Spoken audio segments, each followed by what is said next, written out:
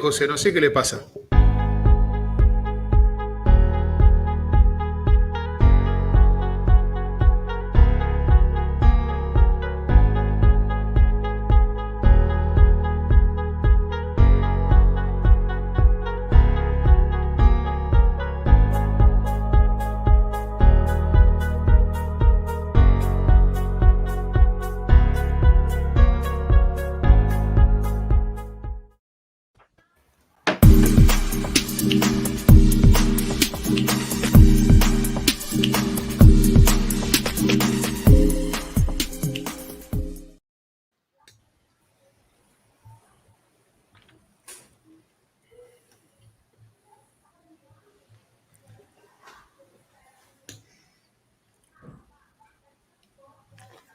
Cori, já pode iniciar. Sim.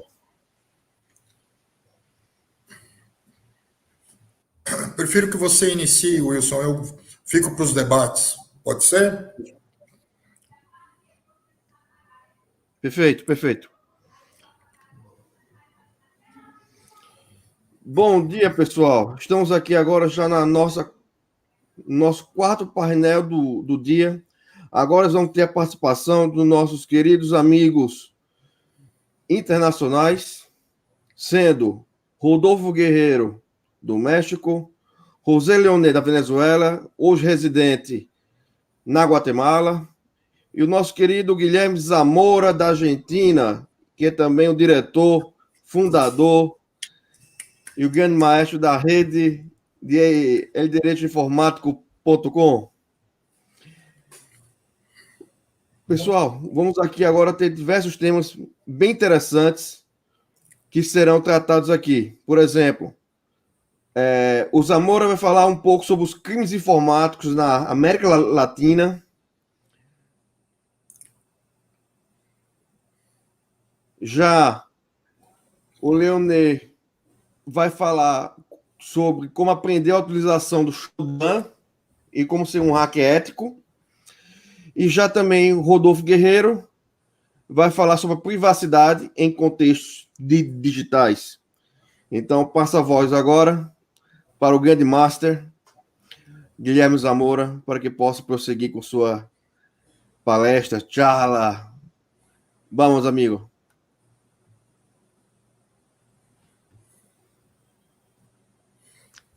Tu micrófono. ¿Ahora sí?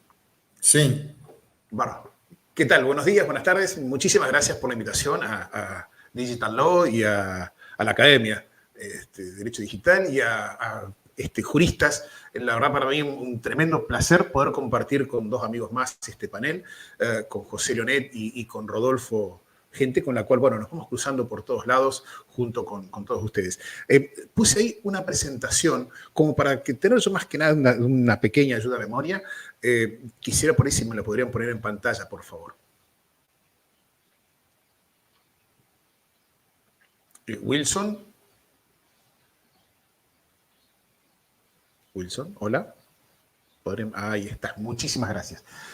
Bueno, como ya se habrán dado cuenta, o se van a dar cuenta más tarde, carezco absolutamente del dominio del idioma portugués, así que voy a intentar hacerme entender, aunque sea por las diapositivas que les voy a ir pasando, que están en idioma portugués y que fueron puestas con el Google Translator. Así que los errores de ortografía que puedan haber, nada, yo le echo la culpa a Google siempre.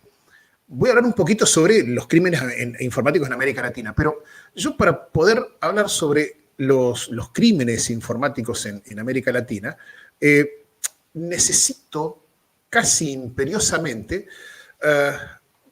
remitirme a preguntarme si existen o no existen, que es más adelante por ahí lo van a poder ver mejor. Entonces, lo primero que planteo, digo, bueno, ¿existen o no existen los crímenes informáticos? Para poder decir cómo está la situación en América Latina, sabemos que existen delitos, ¿sí? Eso es sin duda. Algunos cometidos a través de un medio tecnológico o un medio informático y otros que son cometidos con un fin informático. Esa es una distinción importante que tenemos que analizar para ver si existen o no existen los delitos informáticos y que a esta altura todavía hay mucha gente que se lo está cuestionando. lo primero que me parece que tenemos que hacer es decir, bueno, vamos a la fuente mayor que hoy por hoy tiene que hay a nivel internacional el derecho penal en cuanto a la Comisión de Ciberdelitos, y es la Convención del Consejo de Europa sobre Cibercrimen. Tomando como referencia a esta convención, se puede definir a los crímenes informáticos como esos actos dirigidos contra la confidencialidad, la integridad, la disponibilidad de sistemas informáticos. Cuando habla de disponibilidad de sistemas informáticos, son básicamente delitos de acceso, es decir, si yo te impido o no te impido funcionar o trabajar con tus plataformas o con tus sistemas informáticos. Me parece que José después, cuando hable de Shodan, algo de eso puede hablar mucho mejor que yo y desarrollarlo mucho más en profundidad. Yo por ahora me ocupo a ver si les puedo definir un poquito. También les voy a pedir, por favor, a Wilson o a cualquiera de los otros que estén allí, que me vayan avisando con el tiempo, por si me excedo mucho o poco o nada.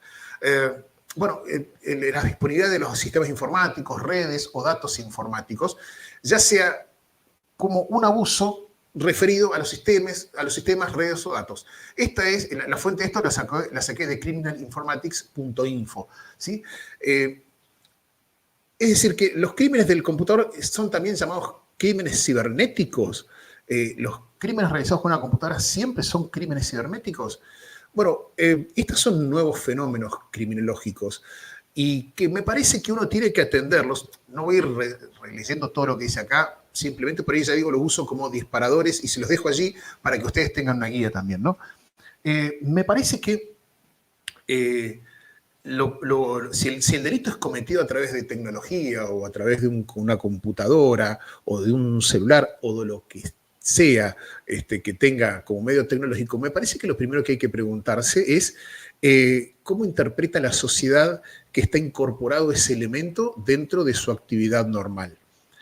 Esto lo repito muchísimo, y así que cualquiera que me haya escuchado antes va a saber que estoy diciendo exactamente lo mismo y va a decir, uy, Guillermo vuelve a hablar de lo mismo.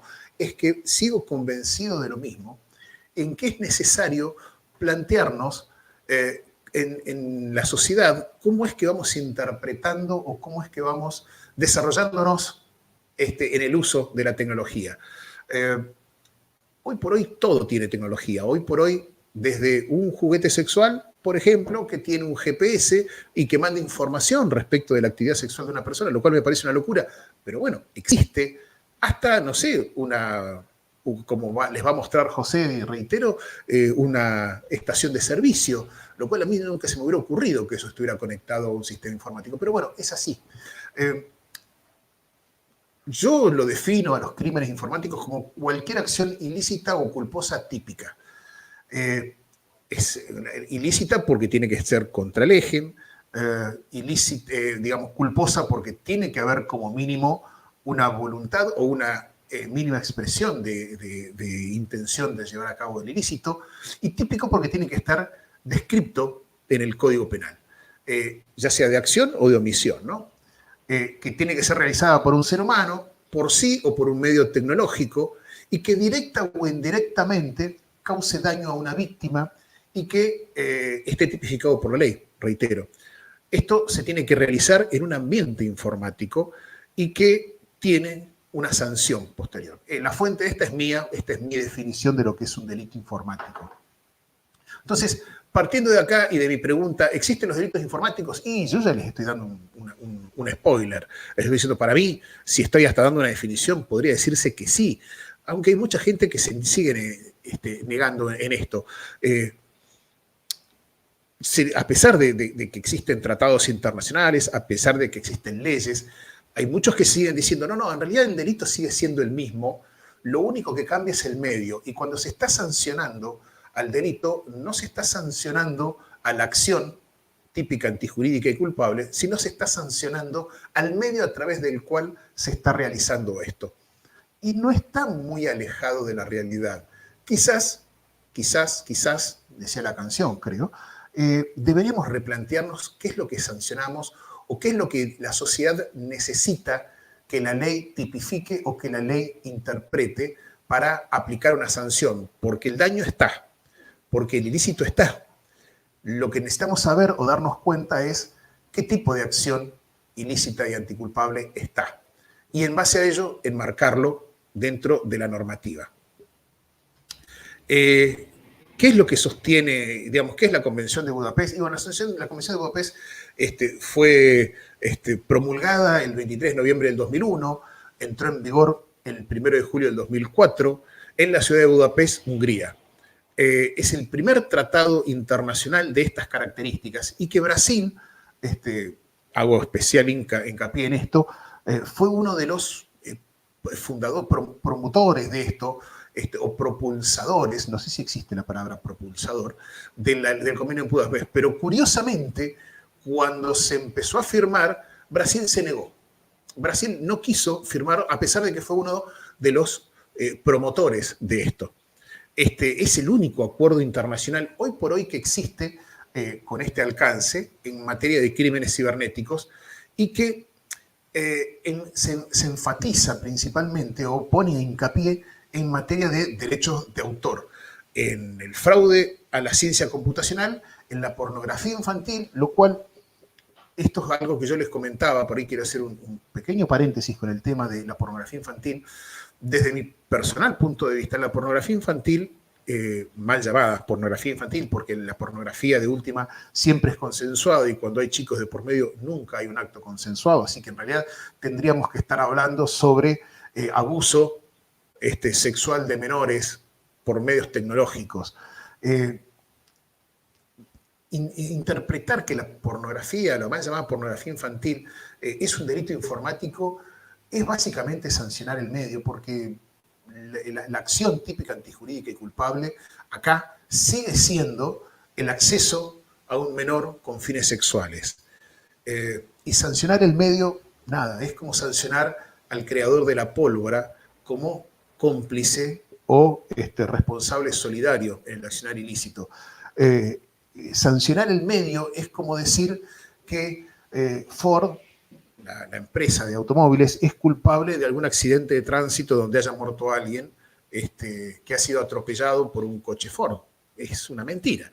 Entonces, bueno, me parece que en uno de los puntos críticos que tiene la Convención de Budapest y que hace dudar algunas veces de lo efectivo o no que puede llegar a ser la existencia de un delito informático, es esto justamente. Cuando se mezclan cuestiones netamente informáticas con otras que netamente no lo son. Lo que ha hecho la Convención de Budapest ha considerado convenios preexistentes y ha buscado complementar esos convenios. Es decir, aquellos países que ya tengan legislación en materia de delitos informáticos, bueno, esta ley, este convenio pretende que estas leyes o estas legislaciones en materia de delitos informáticos sean complementados y tengan mayores utilidades. La América Latina tuvo en el año 2007, 2008, toda una corriente bastante fuerte en materia de legislación de delitos informáticos. Entonces, en esta corriente, en esta moda de legislar o de tener leyes de delitos informáticos y que muchos países se golpean el pecho diciendo, uy, yo tengo una ley de delitos informáticos. Bueno, después del 2007-2008 prácticamente no hubo modificaciones a ninguna de esas leyes. Estoy hablando de Colombia, estoy hablando de Argentina, estoy hablando de país por Centroamérica, alguno que se me está escapando, perdón. Y la verdad que es una mentira grande esta entonces, porque si esas leyes salieron simplemente por moda, me parece, porque realmente no hacen ni una sola modificación del año 2007-2008 a la fecha. Lo único que demuestra es que no se tenía conciencia de lo que se estaba legislando. En esa época no existía ni WhatsApp, el Bitcoin era nada, no existía tampoco, no existían los streaming como existen ahora. Entonces hubo un montón de cuestiones que no están típicas, es decir, que no están expresamente detalladas en la norma y por lo tanto no son delitos. Y esto lo único que ha hecho es complicarle la vida al juez y al legislador hacerle creer que hizo un buen trabajo, cuando es mentira. El convenio de Budapest tiene 3 aspectos básicos. El primero aborda las cuestiones de los crímenes informáticos y pretende establecer un breve catálogo de cuáles serían esos crímenes informáticos. Y los divide en 4 categorías. Esas 4 categorías son las que tienen como objetivo la tecnología, los que tienen a la tecnología como medio, los que están relacionados con el contenido y los que están relacionados con la propiedad intelectual. No quiero extenderme muchísimo, pero brevemente, los que tienen como objetivo la tecnología son los que buscan violentar confidencialidades. Por ejemplo, la filtración de datos, cuando se busca ingresar a un sistema para sacar datos. A la que tienen a la tecnología como medio, bueno, es lo que estaba charlando recién, es como sancionar al que usa una computadora para lograr un objetivo final. Por ejemplo, hay una película muy buena que se llama Irrastreable, una cosa así, donde lo más interesante que tiene la película es que trabaja el hijo de Tom Hanks, y no trabaja bien, pero bueno, la película es interesante, donde lo que sostiene es que hay una persona que secuestra gente y que la transmite vía streaming, y eso lo comparte en redes sociales, y le dice a las redes sociales, entren a ver acá que estoy matando a alguien. Y cuanta más gente entra, más rápido se mata a la otra persona. Ahí es usar la tecnología como medio, pero el fin siempre es matar a alguien. Por otro lado, en relación al contenido, estamos hablando de la producción o distribución electrónica de la mal llamada pornografía infantil. Voy a seguir diciendo mal llamada, que básicamente yo no creo que sea un delito informático, insisto, igual que los crímenes que tienen a la tecnología como medio. Y después, los relativos a la propiedad intelectual, estamos hablando siempre de lo mismo, estamos hablando siempre de violentar la propiedad intelectual que ya está sancionado. Entonces, me parece a mí que el único crimen de informático que habría sería el que tiene como objetivo la tecnología, no otro. El segundo aspecto que regula el Convenio de Budapest es el que se refiere a las normas procedimentales y le pide a los países que ajusten las herramientas relacionadas a la manipulación de evidencias, es decir, que se hagan protocolos para poder llevar adelante una pericia informática de manera correcta. Y por otro lado, pide que los códigos procesales se vayan ayornando a las nuevas necesidades que tienen los crímenes tecnológicos, que son normalmente mucho más rápidas o de mayor celeridad. Antes de entrar en el último aspecto, quiero preguntarles, ¿se entiende algo de lo que digo? ¿Voy más o menos bien? Muchachos, Perfecto. ¿alguno que me dé? ¿Todo bien? ¿Se entiende? Quisiera saber si la gente hace algún tipo de comentario, si voy hablando demasiado rápido, o les parece bien así, si se va entendiendo algo. Lo que pasa es que si no, no me da el tiempo. Ya casi termino, ¿sí? A la gente que está ahí en el chat de YouTube, ¿vamos bien? ¿Alguno que me diga sí, aunque sea para que le den el certificado? Se da para entender. Muchas gracias, Viviane. Muchas gracias. Ya Viviane habla muy rápido, me dice Cayo. Gracias, Cayo. Voy a intentar hablar un poquito más despacio. Perdón. Marco Aurelio me dice sí. Bueno, listo. Muy bien. Me hago un traguito de té y sigo con la presentación. Bueno, el último aspecto que contempla el convenio de Budapest, esto a pedido de Cayo voy a hablar un poquito más despacio, es el que contempla las reglas de cooperación.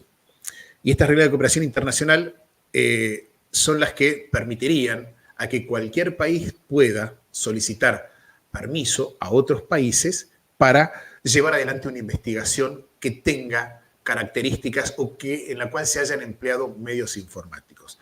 Lo cual abre un espectro muy amplio, muy grande, porque prácticamente no hay delito hoy por hoy que se pueda cometer sin la intervención de tecnología. Inclusive si hablamos de tráfico de drogas, los medios que utilizan para comunicarse los delincuentes es a través de la tecnología, así que sí o sí estaría interviniendo esto. Por lo tanto, países que jamás se han adherido a un convenio internacional y que rechazan todo esto porque no quieren quedar sujetos a otras leyes que no sean las de ellos, como Estados Unidos, se han avenido a firmarlo. La verdad que esto ya sorprende y es lo que nos demuestra quizás de manera más importante cuál sería la importancia de regular este tipo de delitos cometidos por medios tecnológicos o con finalidades tecnológicas. ¿Sí? Ayer, antes de ayer, no me acuerdo bien, porque la verdad que los años no me ayudan, estábamos ahí con Rodolfo en una charla y hablábamos sobre el tema de blockchain y Bitcoin, y básicamente habíamos hablado sobre Elon Musk tirando información, tirando pescado podrido, se le dice en Argentina, para que la gente compre. Y la gente salió diciendo que el Bitcoin... que no va a comprar más, que no va a usar más Bitcoin, decía Elon Musk, y la gente salió disparada a vender sus Bitcoin y perdió, creo que el 4 o 5%, casi el 20% de su valor. Este tipo de acciones que uno dice, no, bueno, no es un delito. Bueno, debería ser un delito ya. Yo creo que ese tipo de acción es casi es un delito donde permite generar terror en la comunidad. Y lo peor es que lo está haciendo alguien que tiene muchísima llegada y que la gente lo sigue. Y el Estado debería tener en cuenta estas acciones de gente que tiene tanta llegada. Elon Musk, Bill Gates, Mark Zuckerberg, los Page y Brin de Google, Jeff Bezos, etc. Los popes de las fintech, diríamos. ¿Cuáles son las críticas que se le hace a esta ley, a este tratado? Y exige que el gobierno de los Estados Unidos ayude a cumplir estas leyes de cibercrimen. Y la verdad que creo que fue una de las razones por las cuales Brasil no quiso firmar esto, porque estar obligados a tener que pedirle permiso a Estados Unidos o ayuda a Estados Unidos es permitirle a Estados Unidos que se entrometa en las jurisdicciones o las competencias locales. Y es realmente algo complejo. Sabemos que Estados Unidos o las grandes potencias no son justamente las más confiables a la hora de meterse o no meterse en nuestra intimidad y en nuestras legislaciones. Ejemplo de esto lo tenemos a Snowden, donde nos contó en su documental con lujo de detalles qué es lo que hacía Estados Unidos con los diferentes países. La EFF, la Electronic Frontier Foundation, nos dice que los ISP de Estados Unidos estarían obligados a atender solicitudes de otras jurisdicciones para registrar el comportamiento de sus usuarios, sin un debido proceso legal o compensación. Y con esto lo que le está diciendo es que una ISP puede estar metiéndose en la privacidad o la intimidad de cada uno de los ciudadanos de los distintos países. Y esto realmente sí me parece que es bastante preocupante. Estos son los países que han ido firmando y ratificando, los países de América, que han ido ratificando y firmando el convenio de Budapest. No sé si esto es al 2000, esto creo que fue hasta el 2018, 2019, no sé si en 2019, 2020, 2021, alguien más, pero estos son todos los que están. Argentina, Canadá, Chile, Colombia, Costa Rica, Panamá, Paraguay, Perú, Dominicana y Estados Unidos. Y como ven, Brasil no está. Ahora, todo esto que les he comentado, ¿no? Con respecto a las críticas, con respecto a los alcances que tiene el convenio de Budapest y eso, ¿significa que el delito informático existe? Yo reitero la pregunta, porque a pesar, más allá de lo que diga yo, más allá de los convenios o no, estos convenios fueron creados casi por gente que no tenía tampoco tanta idea. Esto fue en el año 2001. Los conceptos han variado muchísimo. Y yo creo que realmente el derecho informático ya no es más casi derecho informático independiente. El derecho informático, derecho aplicado a la tecnología o derecho digital es el derecho clásico.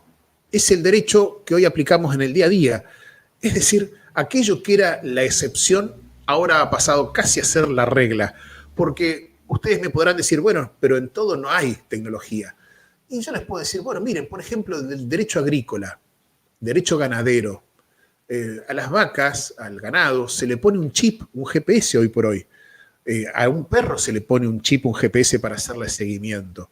La tecnología está hasta en la heladera que nos va contando qué mercadería nos hace falta o cuál no. ¿Cómo tenemos que hacer para descubrir esto? Si hace falta regular o no los delitos informáticos, si existen o no los delitos informáticos. Creo que la palabrita mágica, y esta también la repito en todos lados, siempre es la misma: entender, comprender. Cuando entendemos o comprendemos las dinámicas sociales es que podemos encontrar soluciones. ¿Vieron cuando a uno se le enreda los auriculares, los de este tipo, los blancos, estos que se nos enreda todo, y empezamos a intentar sacarlos y terminamos usando tijera porque no entendemos cómo pasó eso y nos frustramos? Bueno, en esto pasa lo mismo. Creo que el análisis que hay que hacer no tiene que ser tanto jurídico, sino tiene que ser más sociológico, porque hay que entender la sociedad y sus momentos para poder llevar adelante una debida aplicación del derecho a ella. Y si es necesario, regularlo, y si no, utilizar la legislación que ya está. Creo que, y voy cerrando ya con esto, creo que las 4 palabritas mágicas, aparte de entender o de comprender, hay que reformular la profesión, hay que reformular la forma de llevar adelante una investigación y hay que reformular la forma de investigar el derecho. Hay que reiniciar todos aquellos conocimientos que ya teníamos. Hay que hacer un ejercicio de blanqueo de conocimientos para poder comprender nuevamente qué es una red social, cómo se maneja, saber entender que las nuevas generaciones o gentes de 30 años para abajo son nativos digitales, que han nacido con un celular y con internet, y que gente como yo no. Por lo tanto, nos cuesta más comprender y desentrañar esto. Hay que reorganizar a lo que es el derecho y su comprensión. Hay que intentar fundar un nuevo derecho basado en el viejo derecho, porque sigue siendo lo mismo, y no regular sobre algo que no tiene sentido hacerlo, porque es llenarnos de leyes que al final de cuentas es más problemáticamente. Y por último, hay que innovar. Hay que innovar en las formas de investigar, como por ejemplo lo va a hacer José o como le va a explicar Rodolfo más tarde en sus charlas. Hay que innovar en la forma de pensar el derecho. Ya no es lo mismo de antes, no es lo mismo que en el 2008 o en el 2001 cuando se hizo el convenio de Budapest o cuando fue la corriente legislativa de crímenes informáticos. ¿De qué manera se hace todo esto? La verdad que no tengo ni idea. Lo pongo como un disparador, porque todo esto viene de mucho antes. La verdad que me encantaría tener una solución, pero si la tuviera no estaría acá sentado, sino estaría dando charlas o estaría en Marte junto con Elon Musk, calculo, porque creo que es la pregunta más importante que hay que saber responder. La manera en la cual uno puede reestructurar todo esto. Creo que la forma es estos congresos que organiza Wilson o que organiza la academia, donde uno puede contarle a la gente una visión y que la gente tenga disparadores y pueda pensar y analizar desde distintas ópticas la legislación, la doctrina, la jurisprudencia. Creo que hay que repensar la profesión, hay que opinar, constantemente hay que opinar, no hay que tener miedo a estar equivocado, hay que proponer alternativas, hay que ofrecer diferentes soluciones diferentes a las que existían, porque por más que nos equivoquemos, siempre se va a poder sacar una conclusión de ello y nos va a ayudar a progresar. Y por último, no hay que desistir jamás, no hay que quedarse conforme con lo que ya hay. La tecnología no se conforma con lo que ya tiene, así que nosotros tampoco tenemos que hacerlo. Muchísimas gracias, espero no haberme pasado mucho con el tiempo, mis disculpas.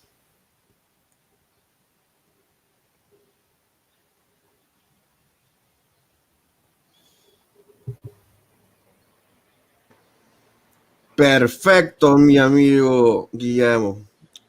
¿Me pasé por mucho? Perdón. 4 minutos. 2 minutos. Oh. Agora vamos passar a voz para o nosso amigo José Leonet, da Venezuela, residente na Guatemala, falar um pouco sobre Shodan, que é um buscador de vazamentos de IoTs. Vamos lá, José. Buenos días, muchas gracias. Es un gusto poder compartir este tema el día de hoy.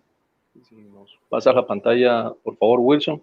Saludo a cada uno de ustedes, a cada uno de los que están siguiendo el programa, a cada uno de los panelistas que están acompañando el día de hoy, y gracias nuevamente por la invitación. Vamos a hablar sobre aprender Shodan y cómo ser un hacker ético. Para ello vamos a comenzar con una reflexión de uno de los grandes especialistas en el tema de análisis de información, consultor tecnológico del Sistema Nacional de la Agencia de Seguridad de los Estados Unidos, Edward Snowden, que tiene un pensamiento que me llama mucho la atención, que dice: ¿por qué hackear no es una actividad propia solo de la informática, sino que existe allí donde hay normas? Hackear un sistema requiere conocer sus normas mejor que la gente que lo ha creado o que lo gestione. Normalmente cuando se crean los sistemas siempre se buscan especialistas, y aquí vamos a comenzar a hablar precisamente que cuando se contratan esos especialistas tenemos que ir entendiendo qué es la ética. La ética como tal solamente marca un parámetro que es: o es bueno o es malo, es justo, es injusto. Sería el modelo científico de la informática, que es un bit, es un 0, es un 1, funciona, no funciona. Eso es la ética. Pero la ética existe realmente dentro de los hackers. Una reflexión en el libro La ética del hacker, escrito en su prólogo por Linus Torvalds, el creador de Linux, dice que existe un espíritu dentro de los hackers que los inspira constantemente al entrenamiento. Y eso es lo que hace al hacker que siente esa emoción, o a ese especialista en la parte de emoción y alegría. Tenemos que definir que la palabra hacker fue retirada, no retirada, sino fue reestructurada dentro de la Real Academia Española, gracias al maestro Chema Alonso, uno de los grandes hackers hispanoamericanos, y se introduce la terminología de que hacker es una persona con altos conocimientos en tecnología. La tecnología que nos está permitiendo hoy podernos comunicar, la tecnología que ustedes tengan un celular, que tengan equipos inteligentes en su casa, como dijo el maestro Guillermo Zamora, eso es gracias a que muchos hackers o piratas informáticos han ido detectando y han ido reportando estos tipos de fallos. Pero el pirata informático como tal, después de la cacería de los años 80, después de la famosa cacería del mayor hacker de la historia, que es el maestro Kevin Minich, se creó esa cacería de brujas, y la terminología hoy en día no es muy bien vista por la parte jurídica. Hablar de hacker o utilizar tan simplemente el término hacker ético en un juzgado, en un tribunal, para un proceso ya sea civil o principalmente si es penal, eso ya es un advenimiento automático de que las partes jurídicas, la contraparte jurídica va a hacer señalamientos de que el término hacker ya involucra acciones propiamente delictivas. Es decir, nos vamos al tema de la verborrea jurídica, en vez de afianzarnos en la parte tecnológica, como dijo el maestro Guillermo Zamora. Hoy en día nuestras áreas son áreas multidisciplinarias, es decir, el derecho ya no puede trabajar solo como el derecho, tiene que trabajar con el área de sistema, tiene que trabajar con el área de la criminalística, tiene que trabajar con el área de la sociología, la psicología forense. Todos nos apoyamos entre todos, porque todos necesitamos, porque estamos trabajando dentro de un espacio que no es tangible y donde no existe frontera, y tenemos que reevaluar y replantear todas las acciones que se hacen que no son normales en la vida real, y cuesta muchas veces hacer los encuadres jurídicos dentro de un espacio intangible llamado ciberespacio. Entonces, ahí siempre del lado izquierdo de la presentación le voy dejando de referencia un libro. Ahí está el libro La Vigilancia Permanente de Edward Snowden. Se los recomiendo, muy bueno, para que podamos tener un enfoque general de qué hacen con nuestros datos, qué hacen las agencias nacionales de seguridad. Como decía el maestro Guillermo Zamora, por ejemplo, está el convenio Budapest, pero los rusos también, ellos estuvieron aquí en Guatemala en el año 2019, nosotros estuvimos sentados en esa mesa técnica, y ellos desde el año 2014, para ser exacto, el 11 de enero del 2014, ellos comenzaron a impulsar una política global con el tema de crear una sola ley amparada bajo Naciones Unidas para el combate al cibercrimen, porque ellos indicaban de que el convenio Budapest tiene muchos errores. Inclusive para el 20 de enero del 2019, ellos terminan de ratificar esta ley en su país, pero hay algo que despierta las alertas de todo el mundo, que a nosotros en lo personal nos las despertaron, que uno de los países que tiene la mayor cantidad de cibercriminales del mundo, los grupos más organizados de cibercriminales, estuviera proponiendo una ley de cibercrimen e indicando de que ellos tenían los índices más bajos de cibercrimen. Eso es completamente atípico, ¿no? Es como ir a una zona conflictiva, por decir algo, una favela, y saber que hay pandillas, saber que hay drogadicción y decir, miren, no, los índices bajaron, cuando la percepción de cómo es real nos está diciendo otra cosa. Entonces, normalmente estos tipos de conflictos, cuando nosotros los aterrizamos dentro de la parte del hacking como tal, nos comienzan a chocar. Y una de las cosas es el tema que estamos hablando sobre la parte ética de los hackers o de los piratas informáticos. La pregunta es, ¿un pirata informático tiene ética para hacer las cosas? ¿Existe la ética como tal dentro de un pirata informático?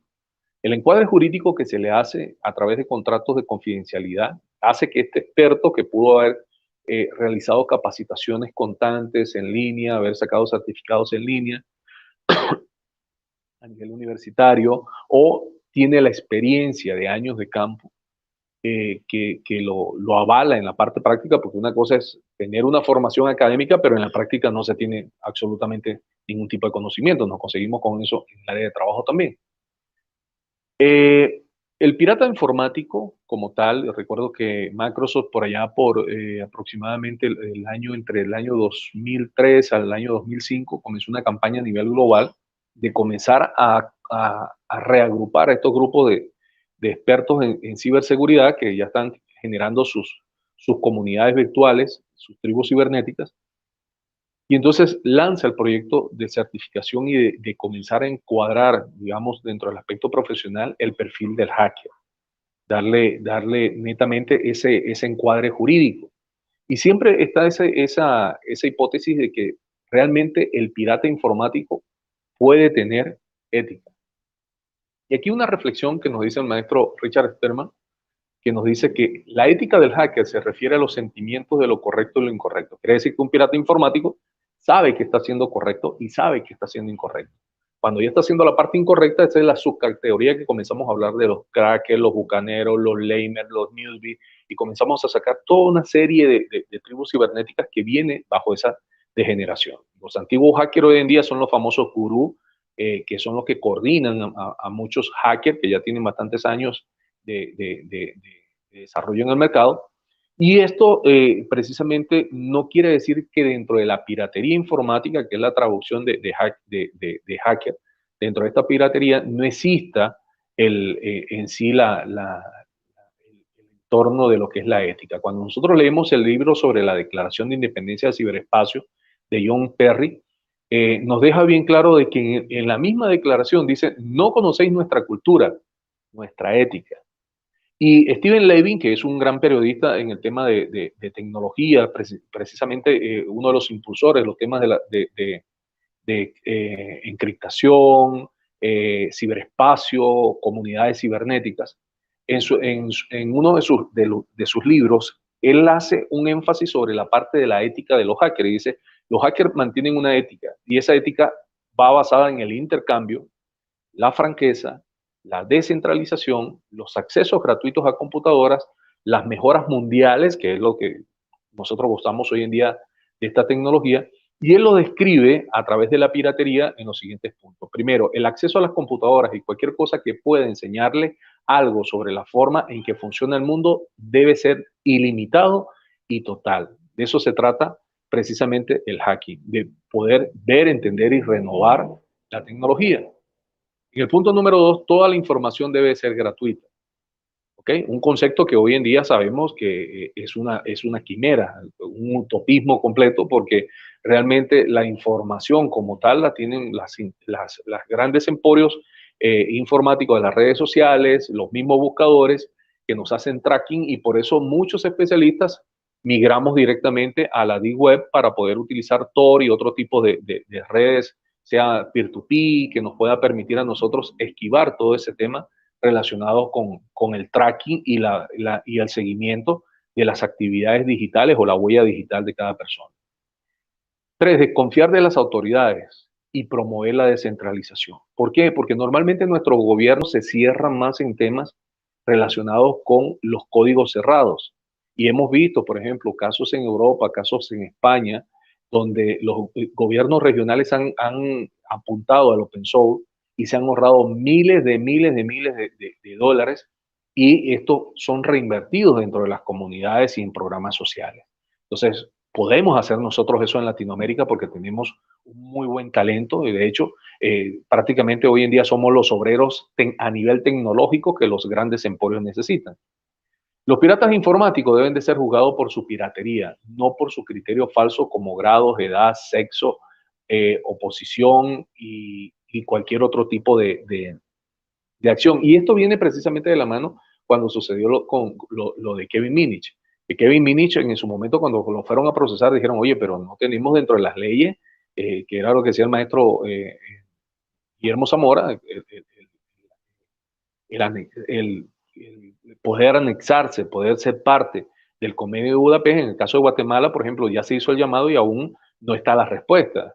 Y así existen muchos países. Entonces, ¿qué es lo que sucede? Que cuando sucedió el caso de Kevin Minich, no existían leyes y lo tuvieron que procesar por otro tipo de delito. Y es lo que sucede en nuestros países latinoamericanos, que no tenemos estos tipos de legislaciones y tenemos que hacerlos, bueno, nosotros no, nosotros somos la parte técnica, pero la parte jurídica tiene que hacer los encuadres precisamente que si fue un delito a través de una plataforma OLX de compra y venta a través de Latinoamérica, entonces, bueno, ¿cómo fue la estafa? ¿Dio un cheque? Entonces, eso es estafa y entonces tenemos que procesarlo porque no fue, aunque fue en el ciberespacio, utilizó un cheque.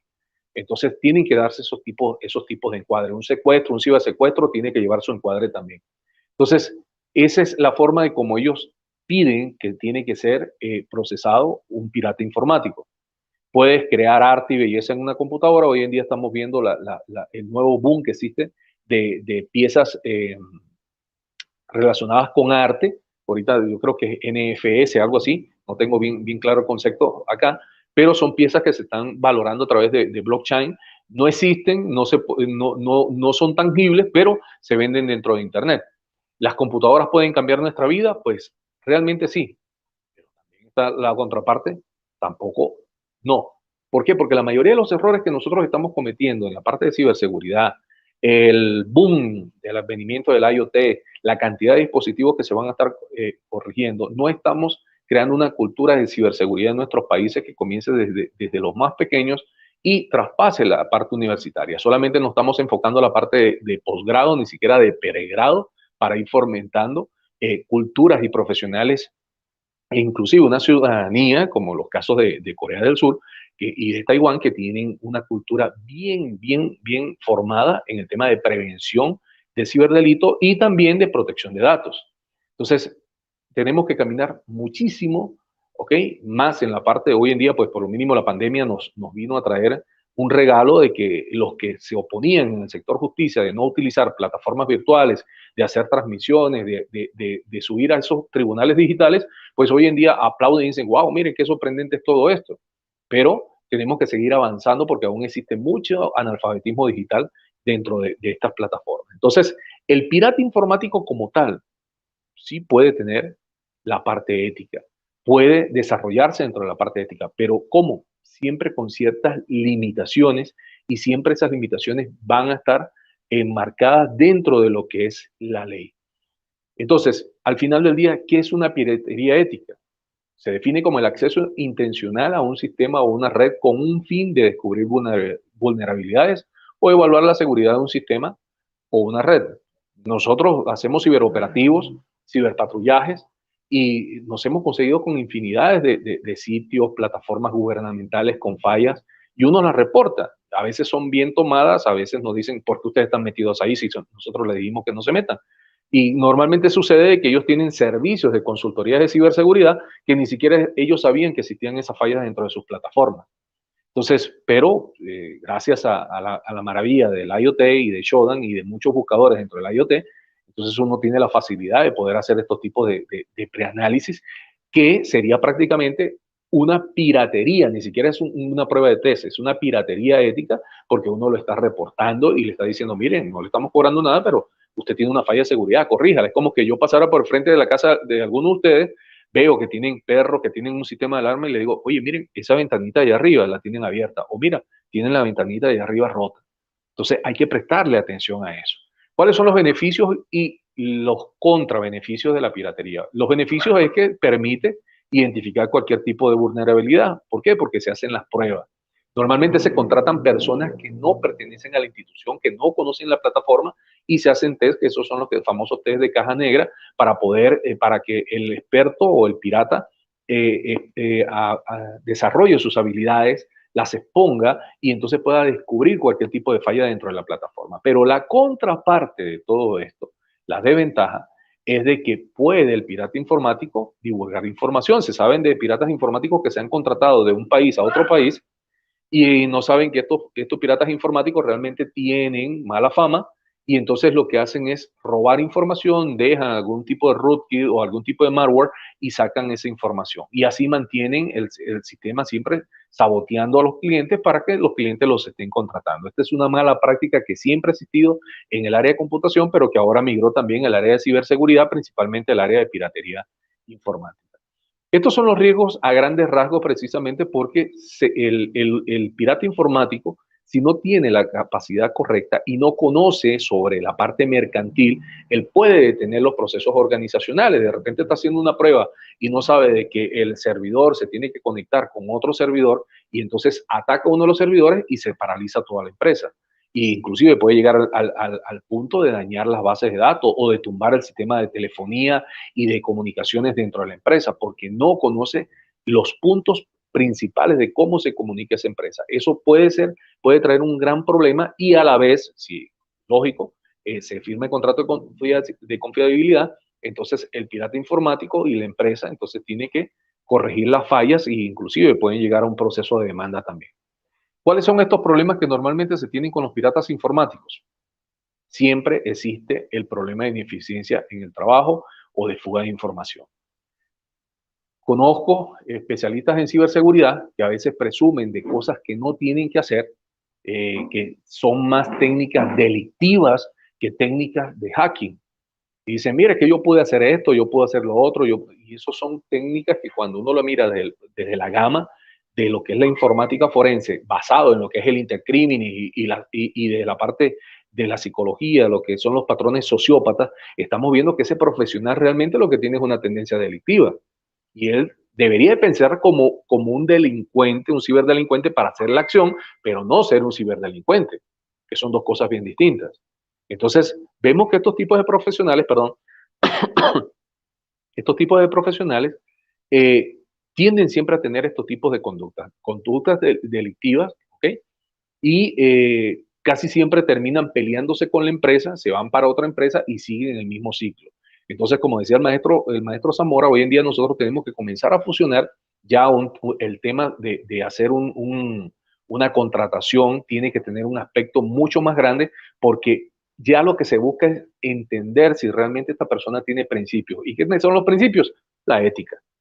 Realmente el profesional que se está contratando tiene ética, el profesional se identifica con la filosofía de la empresa. Todo esto es la base de la ética, si este profesional de la piratería realmente funciona. Y por eso lo dejo al final y dice que para el pirata informático ético funcione correctamente, es posible que se necesite también, dentro del proceso que le está haciendo de piratería, un full acceso a la red. Y esto también es muy peligroso porque en más del 90% los piratas traspasan las líneas que le dijeron que tenían que ver y entonces ya ese es, digamos, el as bajo la manga que se quedan de saber que existen otras fallas. Y algunos, porque cuando nos mandan a hacer las peritaciones a nosotros en la compañía los hemos detectado, normalmente se quedan y están fuera de los horarios de trabajo, husmeando dentro de la red, gracias a esas fallas que tampoco la reportaron a la parte corporativa, y entonces lo que están es jugando y buscando información, y algunos de estos se prestan para la parte de espionaje corporativo.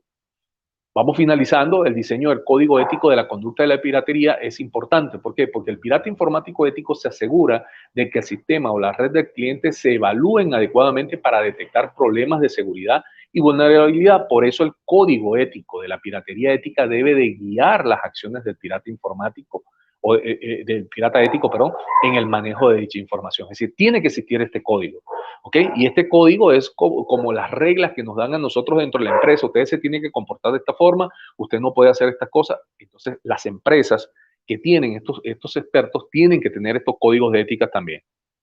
¿Y cuáles son estos códigos de ética? 5 pilares sencillos. Antes de realizar cualquier sistema de pirateo, hay que asegurarse que conoce y comprende la naturaleza de las características del negocio, el sistema, la organización a donde va. Algo tan sencillo. Yo no voy a poner a una persona que no sabe nada de contabilidad y de transacciones y lo voy a meter en un sistema bancario. Entonces tengo que capacitarlo primero. Pues será muy bueno, ¿ok? Dentro de la parte profesional, y es lo que dice la ciencia basura. Cuando nos vamos a estudiar la ciencia basura dice, existen gente que es muy profesional, pero no tiene los principios científicos para elaborar una investigación. Una cosa sencilla, ¿no? Entonces, en el punto número 2, antes y durante la piratería, hay que determinar la sensibilidad y la confidencialidad de la información involucrada y la responsabilidad que esta persona va a tener en casos de fuga. Durante y después de la piratería ética, hay que mantener una transparencia con el cliente y decirle, miren, hasta aquí llegamos, tenemos su equipo de informática y mire que esta es la parte ética, ¿ok? Y eso es lo que le genera la tranquilidad al cliente o a la organización. Mientras se realiza la piratería ética, que no se vaya más allá de los límites establecidos por el cliente. Y por último, después de realizar un pirateo ético, nunca, de los nunca, se habla sobre lo que se hizo allí. Y ese es otro problema también, porque entonces algunos toman eso y van a una plataforma y entonces en una plataforma para ellos impulsar su carrera están hablando de casos que trabajaron con los clientes. Y con eso es un gravísimo problema que normalmente se repite en nuestros países hispanoamericanos. Entonces entramos, ¿qué es Shodan? Cuando nosotros hablamos del ciberespacio como tal, tenemos que hablar de Internet, y Internet está dividido en 3 partes.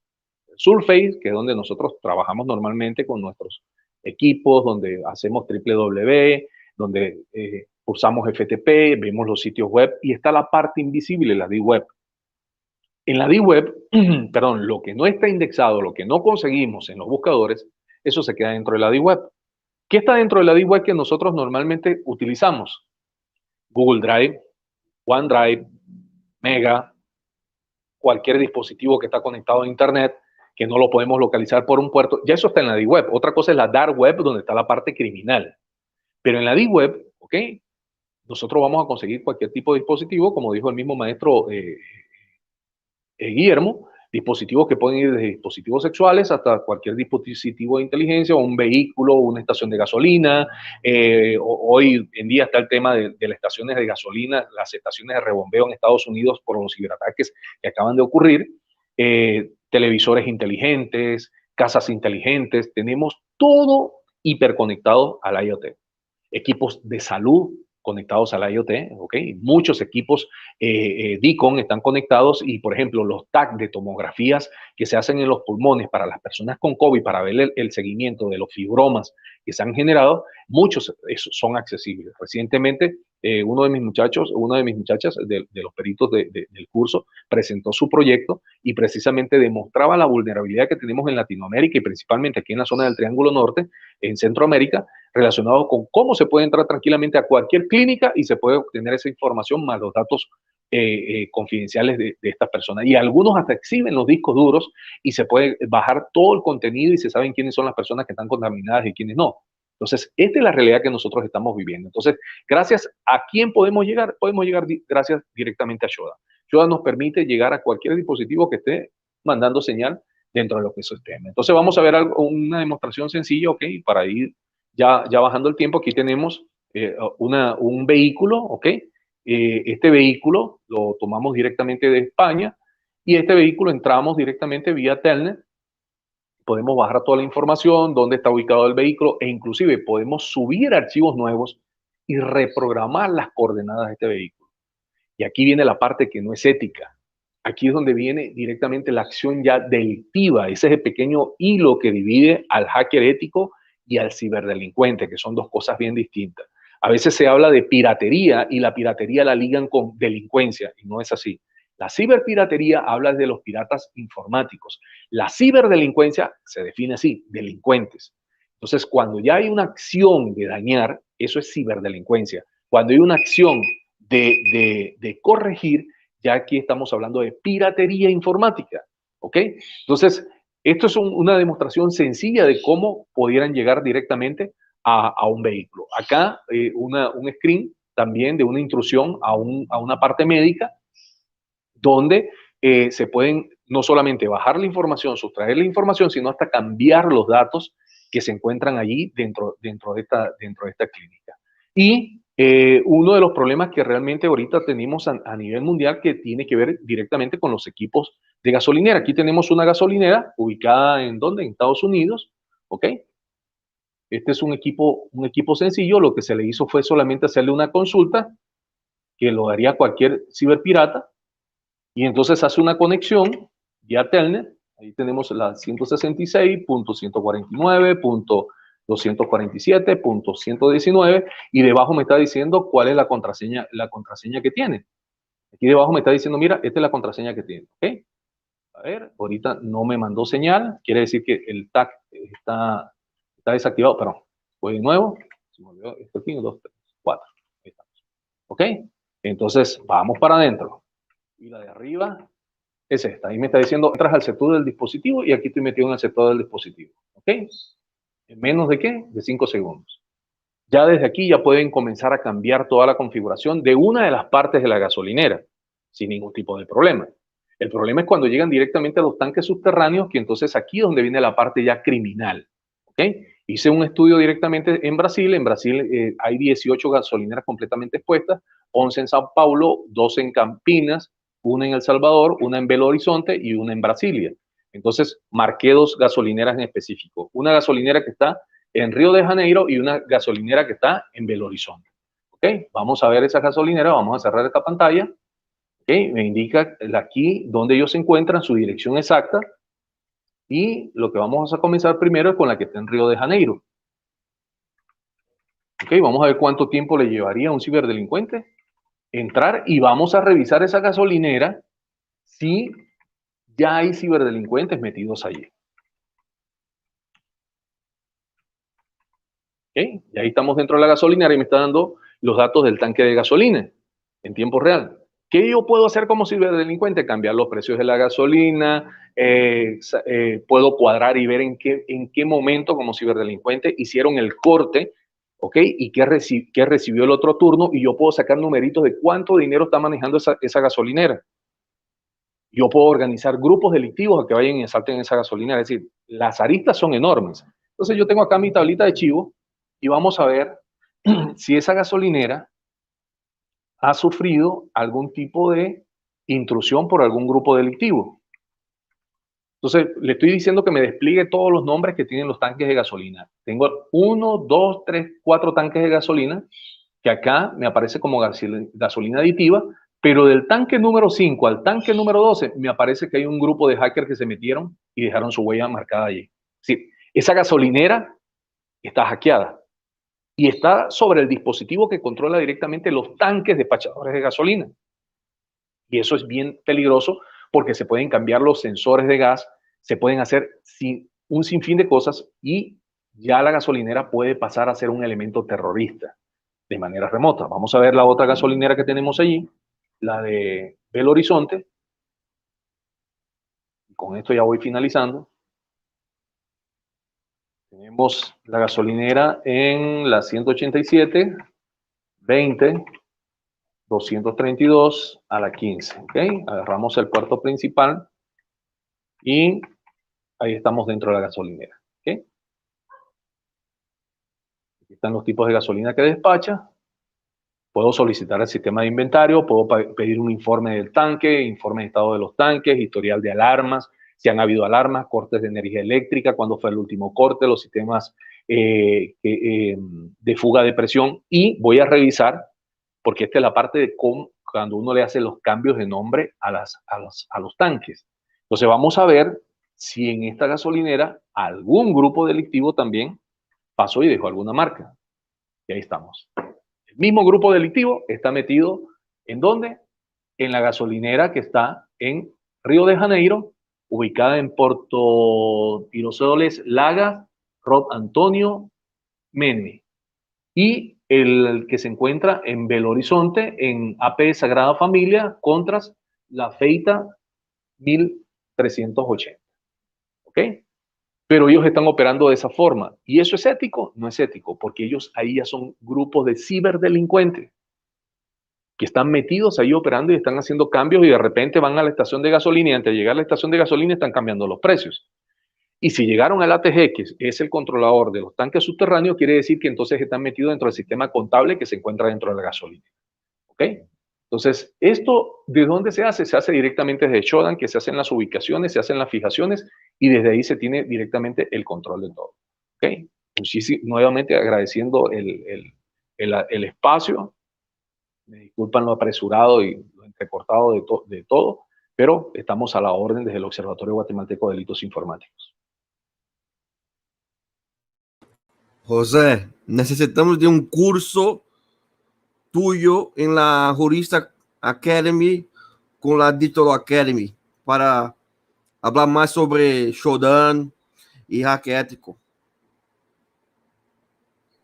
Con mucho gusto. Yo quería incluir, porque ya lo tenía ahí, el tema de unos barcos. Hemos entrado a satélites que se pueden acceder. De hecho, ahorita hay una alarma porque por el tema de los nanosatélites, se pueden utilizar los nanosatélites porque hay una campaña que van a utilizar nanosatélites para que los nanosatélites se formen en el espacio y ustedes vean la marca Nike, Coca-Cola las 24 horas del día en el espacio. No importa si es de día o de noche. Pero como estos equipos no tienen seguridad, ya han sido hackeados varios. La NASA lo tiene en sus informes. Cuando uno busca los informes de la NASA o de la Agencia Europea del Espacio, y el temor que se tiene es que puedan ser bajados a la Tierra, ¿ok? Entran a una velocidad impresionante y ya se vuelven un arma bélica. Entonces ya ese es otro mundo donde se estamos incursionando en el tema de ciberseguridad y de investigaciones digitales, porque imagínate por un momento que tomen el control de una estación en Marte, se descomunica Marte y entonces todos estos tipos de ataques se hacen directamente, se corta el oxígeno y se mata una tripulación completa. Nosotros, pues con mucho gusto, estamos a la orden.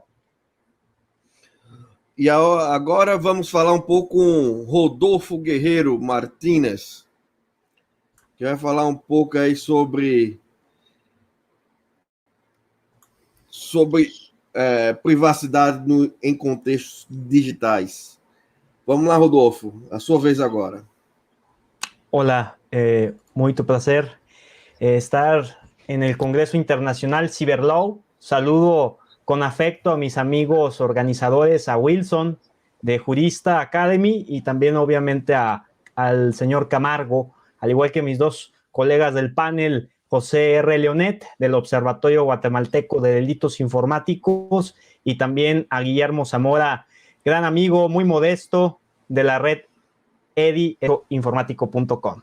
Bueno, en esta ocasión hablar de la privacidad en los contextos virtuales, contextos digitales, que dicho sea de paso no es lo mismo, pero vamos a ver una panorámica en la que me permití mezclar varios aspectos. Vean ustedes, lo jurídico, lo tecnológico y en cuenta para sus exposiciones mis dos compañeros que me antecedieron en la palabra y considero oportuno cerrar de manera parcial, siendo el último en hablar en este panel con estas reflexiones. Le pido a mi para compartir mi presentación. Gracias.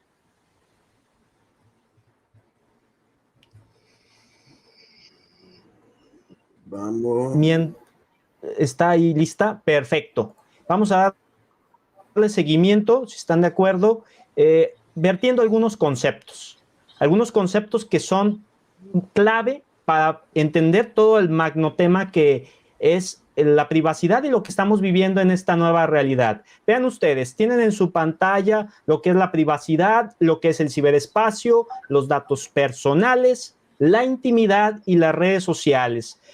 ¿Por qué todos estos conceptos son importantes? Bueno, para comenzar, cuando nos referimos a la privacidad, debemos entenderlo como la facultad de cualquiera de nosotros en prevenir la difusión de datos pertenecientes a nuestra vida, que forman parte de nuestra vida sin ser difamatorios ni perjudiciales, y bueno, que esto se desea que no sea divulgado. Parafraseando en cierta manera la definición que nos otorga el diccionario de la Real Academia Española. Continuando con el ciberespacio, bueno, vale la pena recordar lo que nos dice William Gibson, y que justamente en 1948 reflexionaba al respecto, famoso en la autoría de diferentes textos de ciencia ficción, sobre el concepto que tiene esto en la novela de Neuromante del 84, para designar el escenario espacial que existía al interior de las computadoras y asimismo de las interconexiones. Conectado esto con otro concepto, en este caso de Gasperín, en donde él nos dice, bueno, el término del ciberespacio, de manera vulgar, podríamos decir que es el dominio común entre los cibernautas. Esto es, entre las personas que hacen uso de la red, de redes sin un conocimiento técnico de la misma, y donde entonces el ciberespacio y el Internet no son lo mismo. El Internet es la infraestructura y el ciberespacio es el contenido. Bueno, justamente con esos dos conceptos nos damos a la tarea de recobrar algunas cosas que dijeron mis dos compañeros que antecedieron en la palabra, por ejemplo, en lo que es actuar de manera ética, de manera responsable en el uso y manejo de las tecnologías. Y por otra parte, también el dimensionar cada acción que se hace con dolo, con la intención de perjudicar a alguien más, y lo cual está en un catálogo bastante amplio o no dentro de las codificaciones penales de cada uno de los países de quienes estén en el público viéndonos. Seguimos. Datos personales. Recobraré lo que nos dice el Reglamento General de Protección de Datos Personales de la Unión Europea. Es importante recalcar esto porque, bueno, siempre se nos dice que es cualquier información relativa a una persona física, viva, identificada o identificable. Eso es lo que nos dice. ¿Y por qué resulta interesante? Porque, vean ustedes, cuando una persona fallece, ¿qué pasa con las redes sociales? Muchos de ustedes probablemente tengan la respuesta o muchos tengan la duda. Bueno, pueden ser obviamente cerradas, pero la información, ¿qué pasó con ella? Bueno, probablemente, o no probable, seguramente va a estar todavía en los servidores de esa compañía de tecnología. Y ahí, ¿quién se hace cargo? ¿Quién inspecciona? ¿Quién sanciona a nivel internacional a estas empresas? Hoy, lo que se hace es que estas empresas puedan rendir cuenta para operar en un país, y si no rinden cuenta, multa y se van del país. ¿Qué es lo que pasó con Alemania, por ejemplo?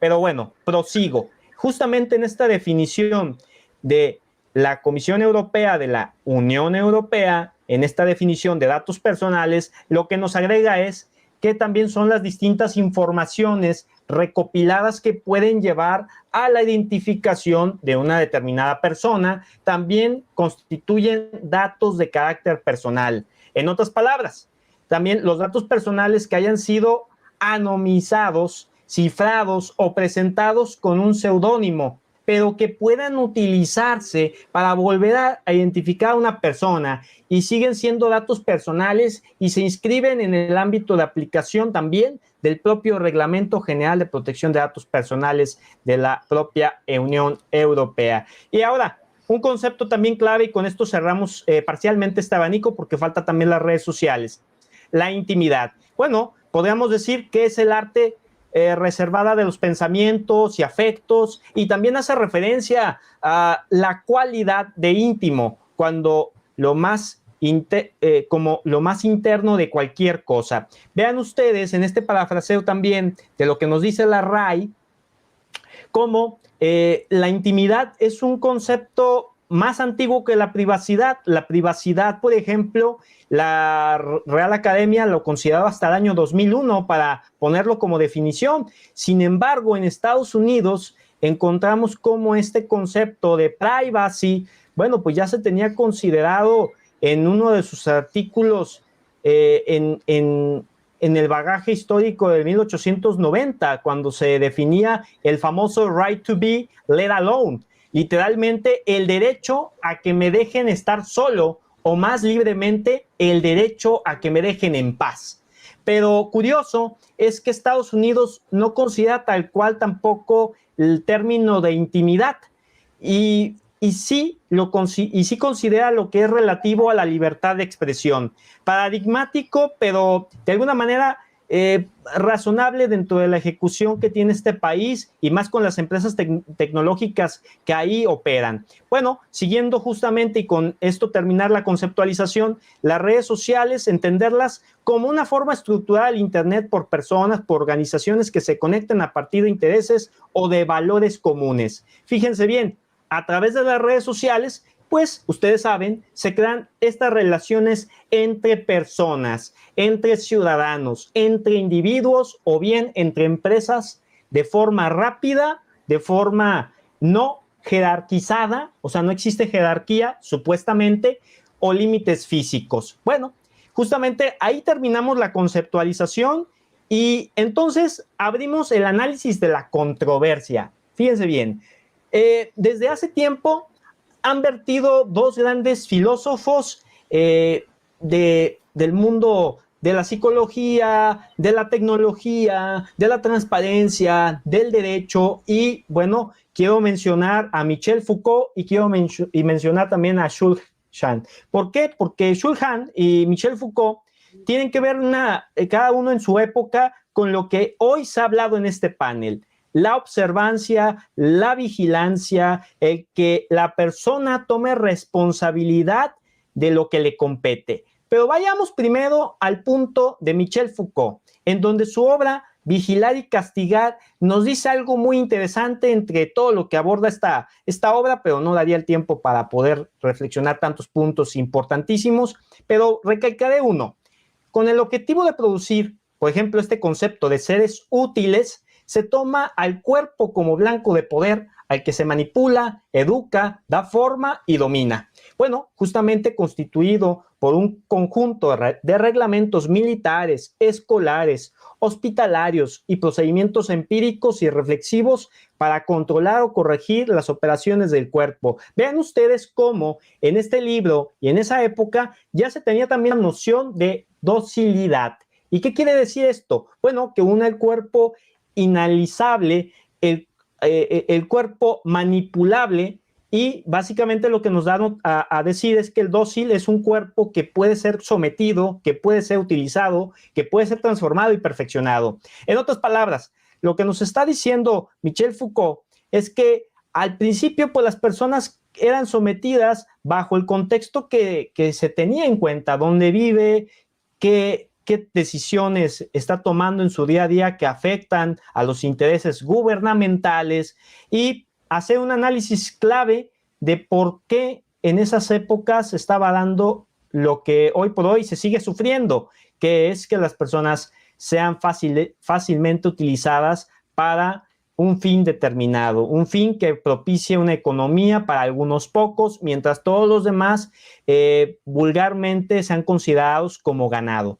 Y hoy por hoy, con estas tecnologías exponenciales, con una vigilancia que me parece impresionante por los matices que puede tomar, incluso como armas de fuerza impresionante, de fuerza militar, pues llegamos justamente a las reflexiones de Jules Han, de la sociedad de la transparencia, en donde se nos habla de dos conceptos importantísimos, la sociedad positiva y la sociedad negativa. La sociedad positiva que vela por una igualdad de entender, una igualdad transparente, con su debida protección, con sus debidos matices.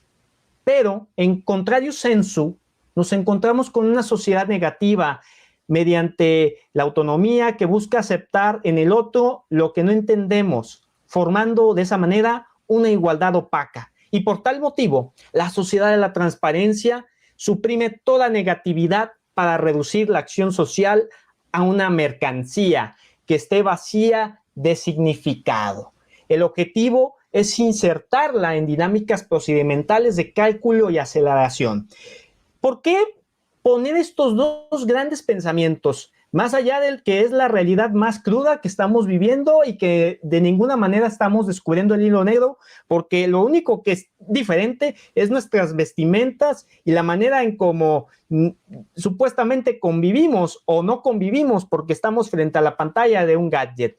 Es que hoy se están dando varias cosas, como es el hecho de utilizar de una manera prácticamente que atenta o que es descarada en el atentado a la dignidad humana al solicitar datos sensibles, datos biométricos en lo que corresponde en la actualidad un caso muy importante en México con un padrón nacional de usuarios de telefonía móvil, que dicho sea de paso, todo aparenta a que se va a derogar muy pronto esa reforma a la Ley Federal de Telecomunicaciones y Radiodifusión de México. Y en América Latina, donde se le vende a las personas decirles, bueno, es que las contraseñas son algo muy complicado para ti y por eso optamos por mudar, por migrar, por mutar en el uso de sistemas biométricos. Pero esto para nada es la solución. Existen muchos comentarios, foros de discusión y análisis críticos de cómo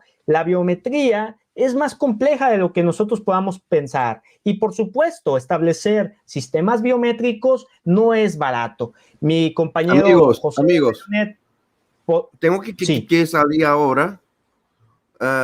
Cori, toma conta aí do painel, por favor, tá bem? No entendí. Tengo que salir ahora. Voy a salir y Corioleo no queda acá, ¿vale? Entonces, ¿prosigo o me quedo? Sí. Vamos proseguir, vamos proseguir. Ok, listo.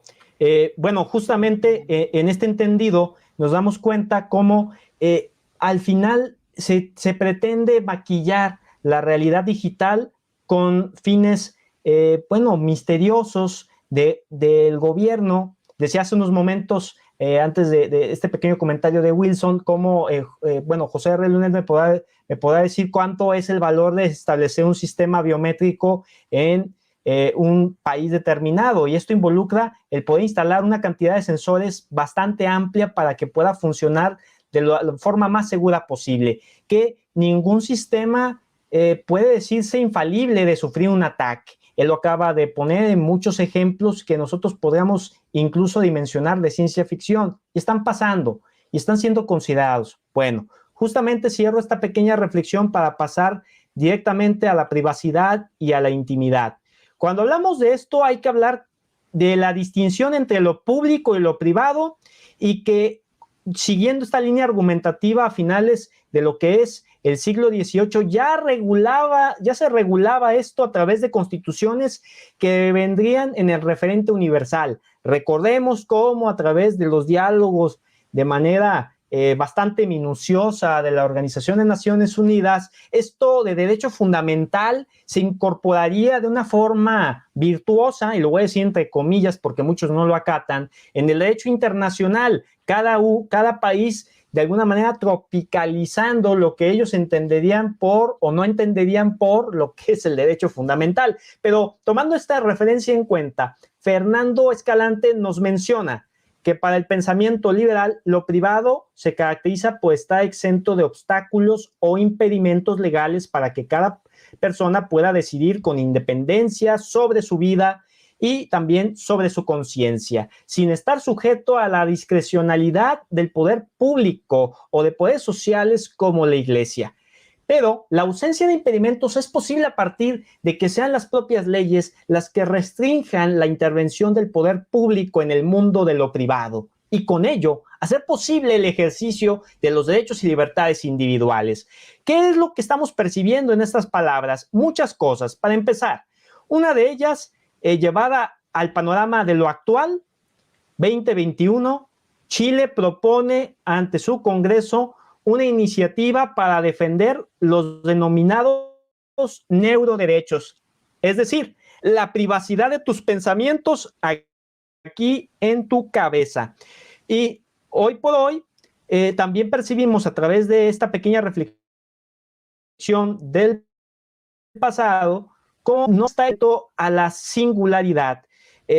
Está queriéndose pretender que todo mundo tenga que estar bajo un hecho de, bueno, pues considerado como un grupo en el que hay ciertas directrices, y si no se siguen esas directrices, estás mal.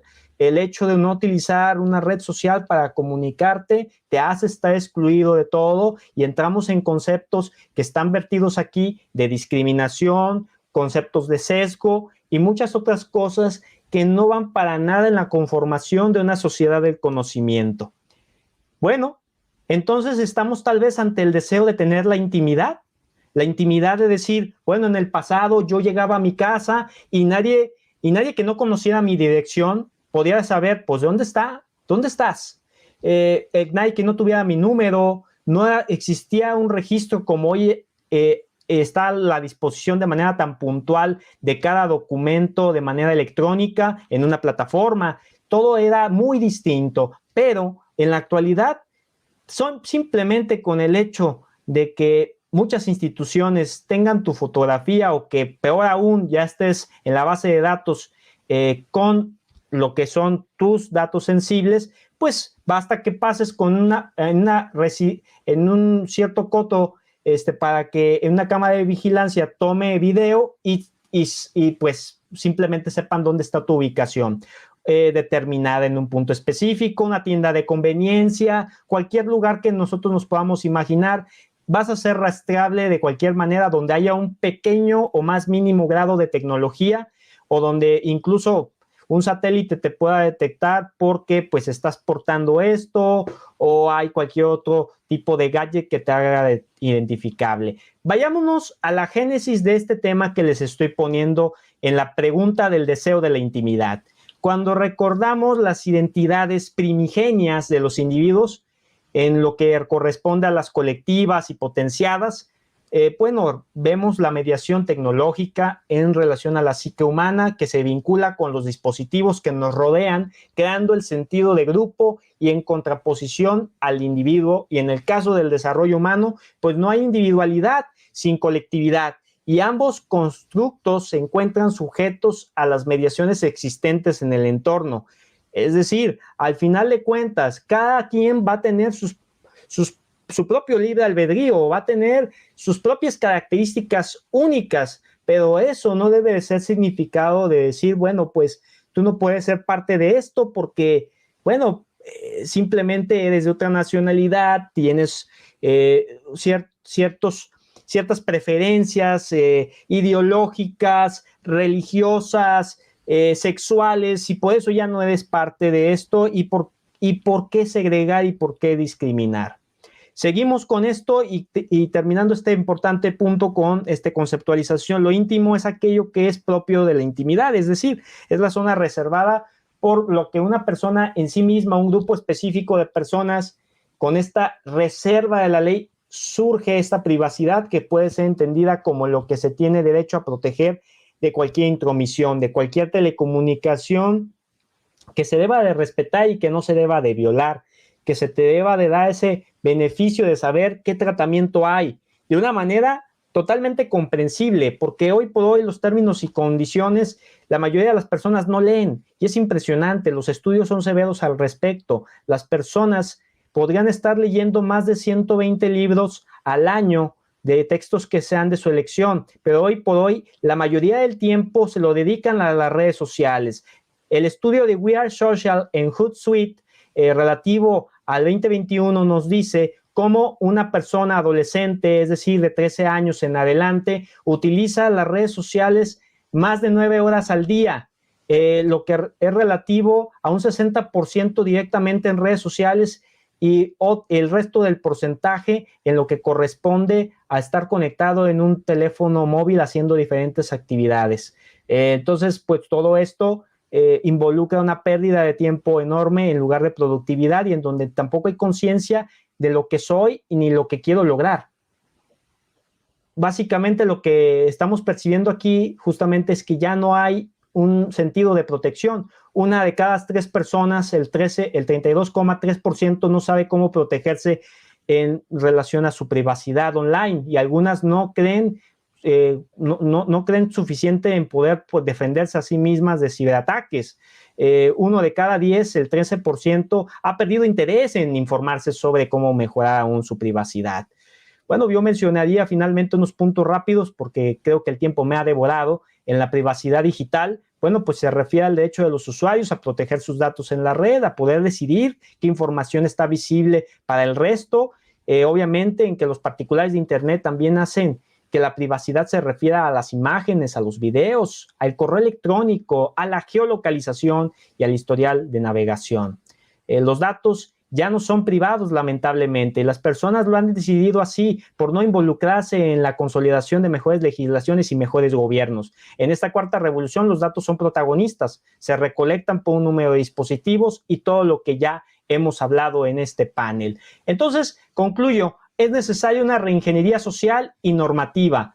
Es necesario percibir la magnitud de este derecho fundamental de la protección de datos personales, de ser conscientes de lo que refleja la privacidad y nuestra individualidad frente a lo que es hoy por hoy la globalización.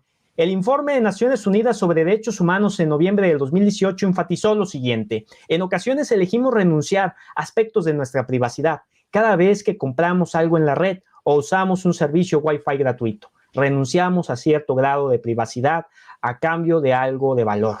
La tecnología y el Internet no deben de ser considerados como los grandes males, los cuales deben de ser pues exiliados. No, es innegable que la tecnología es parte de la propia génesis humana. Al contrario, tendrían que ser vehículos importantes para generar la tan deseada sociedad del conocimiento, la cual involucra estos puntos, y con esto concluyo. 4 pilares fundamentales: la protección de la libertad de expresión. El día de mañana, si yo hablo mal de un representante, yo voy a la cárcel y saben dónde vivo, porque está la geolocalización, porque tienen mis datos biométricos. Países autoritarios como China lo hacen todo el tiempo, lamentablemente. El acceso universal a la información y al conocimiento, donde no existan sesgos. ¿Por qué? Porque, insisto, ya saben qué es lo que hago y ya saben información que no deberían de tener ese tratamiento injustificado. El respeto a la diversidad cultural y lingüística, y por supuesto, finalmente, la educación de calidad para todos, donde exista realmente una conciencia de las configuraciones,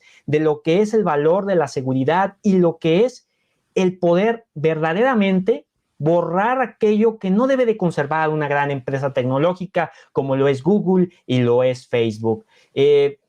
Aparentemente tendrán que hacerse trabajos mucho más robustos. La Unión Europea ha lanzado la gobernanza digital de una manera bastante considerable, además de los propios protocolos de inteligencia artificial.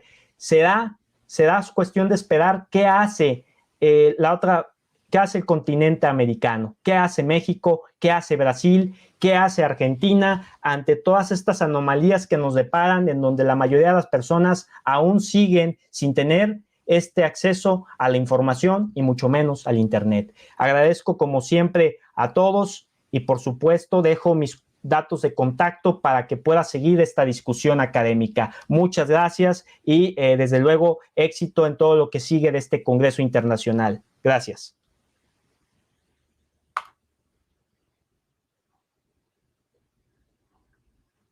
Parabéns pela apresentação.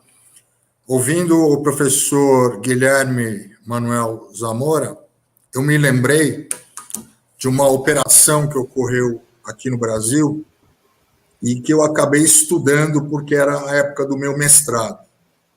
Vou falar devagar para que vocês possam me entender. O meu espanhol está fraquíssimo. Professor Zamora, aqui no Brasil nós tivemos a Operação Pegasus, da Polícia Federal. E o que foi interessante é que quando uma célula criminosa ela era dissolvida pela Polícia Federal, uma outra célula criminosa passava a tomar o seu lugar. Aí me surgiu a seguinte dúvida: existe o crime organizado no Brasil? As facções criminosas como PCC e Comando Vermelho elas têm um departamento específico para cometer crimes cibernéticos?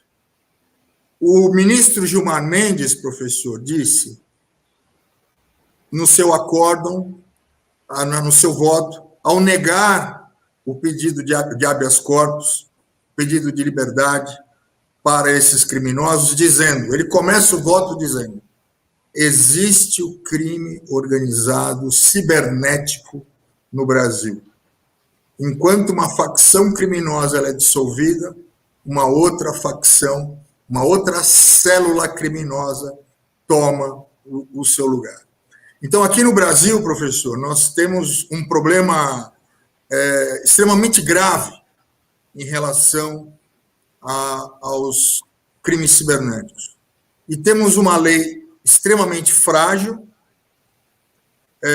que capturou 4 tipos penais, a invasão de dispositivo móvel mediante a violação de dispositivo de segurança, a equiparação do crime de falsificação de cartão de crédito, a falsificação de outros documentos, e o crime também de DNS, ou seja, de negação de serviço, aquele crime que você tira o provedor do ar, você interrompe a conexão. Então, ouvindo a sua fala, professor, eu lembrei muito dessa questão e quanto o Brasil precisa evoluir em termos legislativos. E nós temos um problema crônico aqui no Brasil.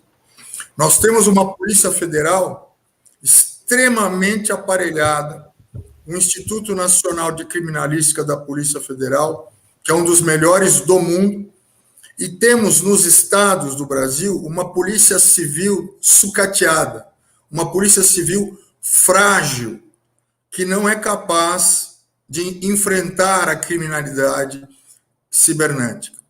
E eu entrevistei um dos comandantes de uma facção e eu perguntei, por que vocês estão atuando com o crime cibernético?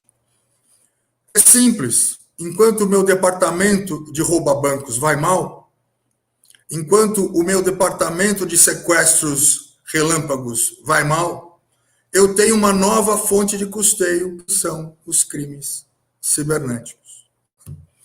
Então, eu queria fazer esse parênteses.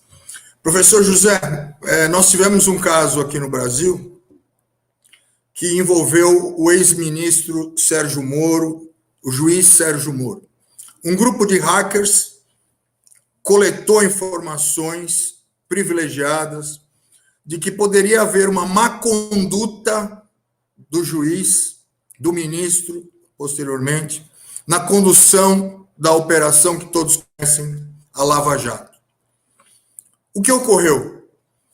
O ministro Lewandowski, ele reconheceu que a prova foi obtida por meio ilícito, mas ele disse, eu reconheço a voz da pessoa que está falando. Ou seja, aquela prova ilícita foi utilizada no âmbito da legítima e ampla defesa. Ela acabou incorporando o processo de uma forma ética, de uma forma moral. Aí me lembro de Dworkin. Dworkin faz essa aproximação, né, do direito com a ética. Professor Rodolfo, nós não temos privacidade. A privacidade acabou. Nós vivemos, como diz o filósofo, me esqueci o nome agora, na sociedade espetáculo. Nós queremos aparecer, queremos estar nas redes sociais, queremos estar na mídia, nos jornais, mas isso tem um preço extremamente caro, né? Uma mentira contada centenas de vezes, ela se torna verdade. Nós estamos vivendo agora no Brasil um problema grave, a CPI das fake news. Eu fui um dos especialistas que fui convidado, eu emiti um parecer a respeito das fake news com base num parecer que eu consegui em Harvard. muito interessante. Não vou entrar em detalhes porque o nosso tempo ele é curto. Eu visitei a sede da Interpol em 2019 e lá eu pude conhecer o sistema de combate ao cybercrime através do sistema de inteligência artificial da Interpol. Eu subi na sala de comando, eles têm lá monitores para todo lado. É como você entrar no CSI, no filme. É igualzinho. E estava sendo cometido um crime na internet contra uma menor que era abusada, e o abusador colocava as imagens na internet. A Interpol pegou essas imagens e colocou no seu sistema de inteligência artificial e começou a buscar locais no mundo todo onde esse crime podia estar sendo cometido. E se chegou num hotel. Por um pequeno detalhe, se chegou num hotel, se preparou, a equipe da Interpol se preparou e prendeu o cybercriminoso, prendeu o molestador da criança. E a Interpol, ela trabalha com law enforcement. A Europol, fui visitar também, ela não trabalha com law enforcement. A Europol, ela trabalha basicamente com informação, geração de informação para as forças policiais do mundo todo.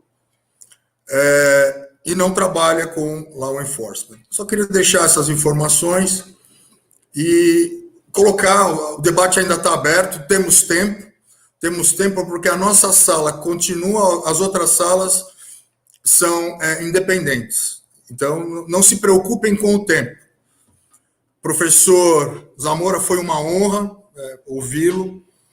Já o conhecia de nome, como também o professor José, professor Rodolfo. Eu tive na Espanha há pouco tempo com a minha esposa, mas passamos 30 dias lá lecionando. Mas não foi suficiente para aprender nada do espanhol. Eu deixo um abraço caloroso aqui do Brasil para vocês. Espero recebê-los. Espero recebê-los em breve aqui no Brasil para poder dar esse abraço pessoalmente em vocês. Igualmente. Muchísimas gracias. Obrigado. Un abrazo grande.